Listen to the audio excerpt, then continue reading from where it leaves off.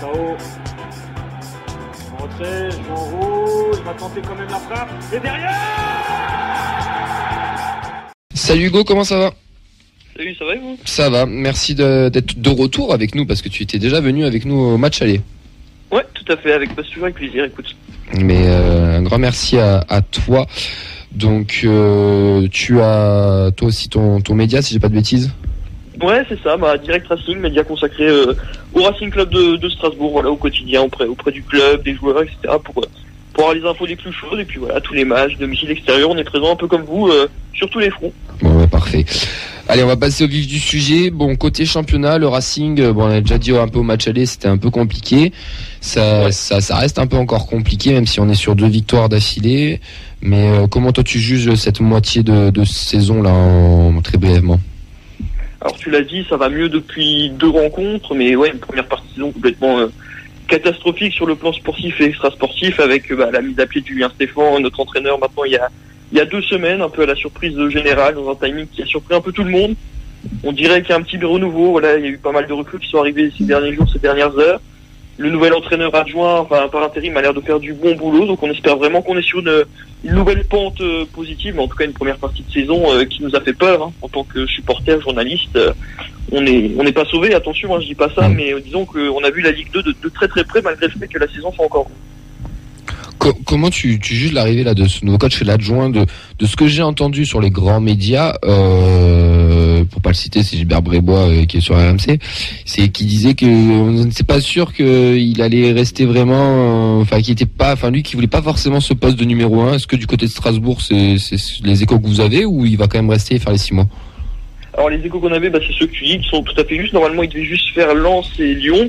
Et si ça se passait bien, la présidence du club réfléchirait à le conserver en tant que numéro 1. Il a réussi à obtenir un très bon nul contre Lens et une victoire miraculeuse à Lyon. Donc du coup, il a été maintenu. Il a le soutien du vestiaire. Les joueurs, il faut savoir qu'en interne, ils ont plaidé la cause de cet entraîneur-là pour qu'il reste. Donc le président a écouté ses joueurs et aussi les supporters qui réclamaient quasiment à l'unanimité que Mathieu Le Scornet reste en poste. Donc maintenant, faut espérer que ça tienne pour les 19 rencontres qui restent pour la suite de la saison. Vous voulez pas un consultant canal, genre style Pascal Duprat?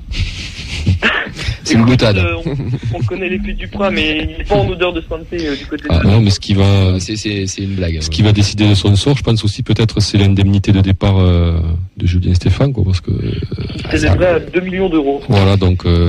c'est 2 millions que tu pourras pas mettre sur un autre entraîneur, quoi. Donc, ouais, c'est ça. En parlant de ça, départ d'Ajorc aussi aujourd'hui. Ça, c'est peut-être pas la bonne nouvelle côté strasbourgeois. Ouais. Alors, bonne nouvelle, moi c'est un joueur que j'appréciais beaucoup. Après, je dis peut-être pas bonne nouvelle. Pardon, excusez-moi, j'avais mal entendu. Non, clairement pas, parce que c'est quand même un attaquant qui a un profil assez atypique. Hein. Il y en a quand même pas beaucoup des communs en Ligue 1, même si c'est vrai que sur l'année 2022, il était qu'à 3 buts, dont 2 sur penalty, donc loin d'être reluisant. On s'en tire bien au vu du prix qu'on l'a vendu, mais c'est dommage, on perd un bon joueur, un bon gars, un profil qui va nous manquer clairement, parce que même s'il marquait pas sur les défenses, il pesait énormément. Donc à voir. Il devrait être remplacé. On sait que Wilson Isidore est sur les tablettes du Racing, il joue du Lokomotiv Moscou, donc à voir comment ça va évoluer, mais j'espère qu'on arrivera à trouver un profil assez similaire. Hormis ce départ, il y en a d'autres qui sont prévus, qui sont déjà actés d'ailleurs. Je n'ai pas trop regardé. Acté, non. Il y a Alexander Djikou, notre défenseur central, qui se fait pister par le FC Séville en Espagne. Okay. Mais sinon, au vu de notre première partie de saison, on n'a pas beaucoup de joueurs bankable. Des arrivées, Morgan Sanson, si je dis pas de bêtises. Ouais, alors arrivé Morgan Sanson. Ça c'est bien ça pour Strasbourg par contre. Très bien au vu du gabarit du joueur. Un autre en ukrainien, Subol, désolé pour la prononciation. Pas de soucis, t'inquiète. Frédéric Gilbert, qui est revenu aussi également après 2 prêts consécutifs. Et il y en a eu tellement, je ne sais plus. Je crois que c'est tout. Non, 3 recrues déjà pour le moment. Et je le dis, Wilson Isidore qui devrait visiblement s'engager dans les prochains jours avec nous également. Michael Pagis, pas de retour encore? Non, là, tu seras vraiment en ultime recours comme Mamadou Niang. Non, on parlait de Chilavert, mais je pense que là, c'est, on est trop ancien. Ça sera vraiment pour sauver en tout dernier recours. Surtout que Matsels fait une belle phase, c'est un très bon gardien de Ligue 1 en plus. Moi, j'adore ce gardien. C'est certainement, top 3, top 5 peut-être. Top 5. Top 3 Ligue 1 actuellement. Top 5 pour être large, parce qu'il y a toujours des gens qui disent non, il y a machin, mais bon. Mais oui. Bon, les points forts et vos points faibles, parce que ça va être un gros match quand même assez décisif pour ce week-end, soit pour Toulouse ou pour Strasbourg. Nous, on est clairement en mode maintien là, sur ce mois de janvier-février. Et c'est des dates qu'on a cochées parce que c'est notre championnat, on va pas se mentir. Je pense que pour vous, c'est un peu pareil. Donc les points forts strasbourgeois là pour ce week-end, c'est quoi? Bah, tu l'as dit il y a 30 secondes, Matzel, vraiment notre gardien qui depuis le début de saison est magistral. Mais moi, quand il est performant, je me demande qu'est-ce qu'un tel gardien fait à Strasbourg, alors qu'il pourrait prétendre à des top clubs européens, je pense, sans aucun problème. Et nos points forts, je dirais quand même l'attaque, parce que malgré tout, on a Diallo devant qui est à 7 ou 8 buts, je ne sais plus là de tête, mais qui en claque quand même pas mal dans une équipe qui joue le maintien, qui est en grande difficulté. Donc Abid Diallo à surveiller de près, et puis notre portier Matzel que vos attaquants ont bien du mal à passer, je pense. Les points faibles? Les points faibles, notre défense, notamment notre charnière centrale avec Niamsi ne devrait pas être là, mais je trouve que Lucas Perrin, Maxime Le Marchand, ça reste quand même très très friable. Sur les côtés aussi, les joueurs ne seront pas forcément totalement opérationnels. Frédéric Gilbert n'était pas à 100%, donc je pense que défensivement, surtout avec vos joueurs techniques devant, il y a moyen de faire quand même quelques petites choses assez sympas pour Toulouse.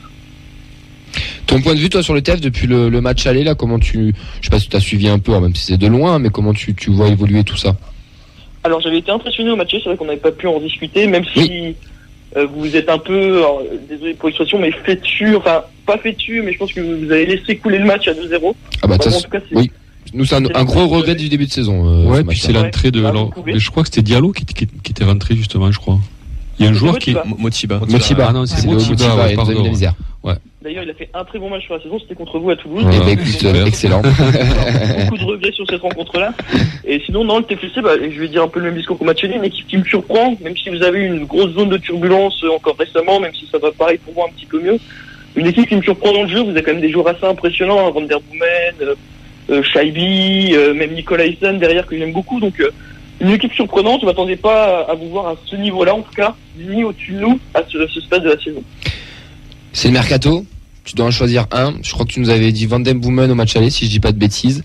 Ouais. Tu prendrais qui là? Parce que tu as déjà pris Van den Boomen, donc tu peux nous en prendre un deuxième si tu veux. Intéressant. Si vous voulez, c'est le joueur technique qui nous manque.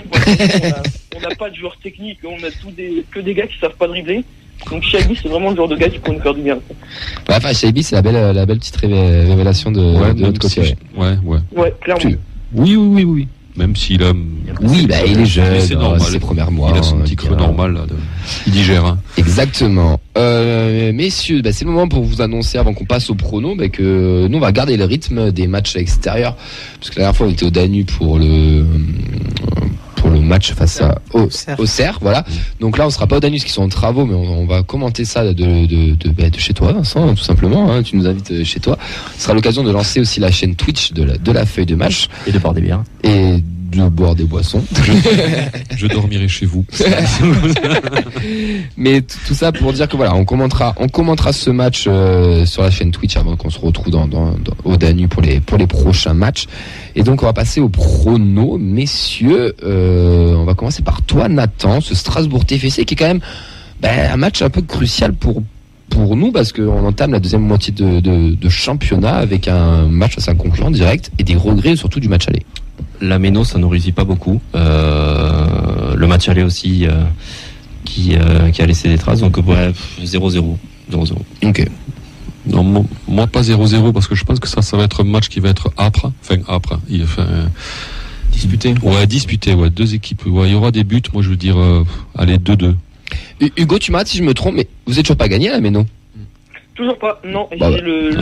C'est mon pronostic, les gars. C'est sûr. Le FC Relance. T'as bossé quand même. Nous aussi, on est le FC Relance, donc. 0-0. Moi, c'est moi, ça fait plus, hein, fais gaffe. Moi, justement, grâce à cette stat, je dis 1-0 Shaibi. Oh, précis. Vincent. 2 partout. Le nul, oui, mais avec de l'action. Moi, je suis nul en prono. Donc 2-1 pour le TEF, on est positif, mais donc on perd. À voir.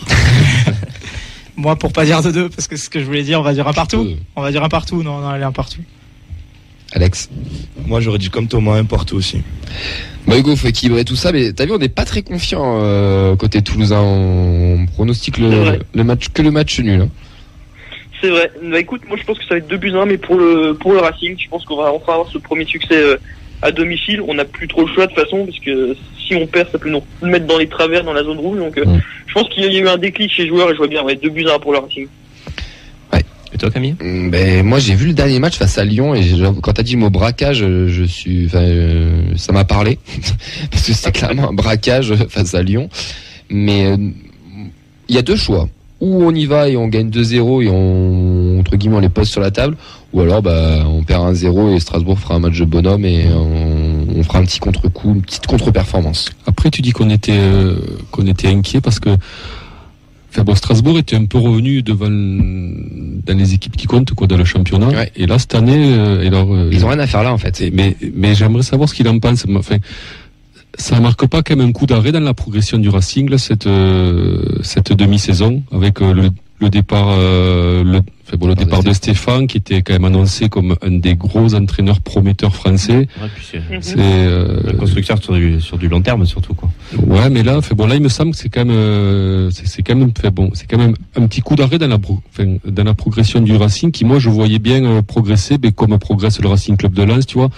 Moi, je pensais qu'il ferait une saison un peu donc à la lensoise, quoi. Même si tu avais dit en début de saison que les carences que tu décris là, en fait, et qu'on voit, tu les avais décrites dès le match à Toulouse, quoi.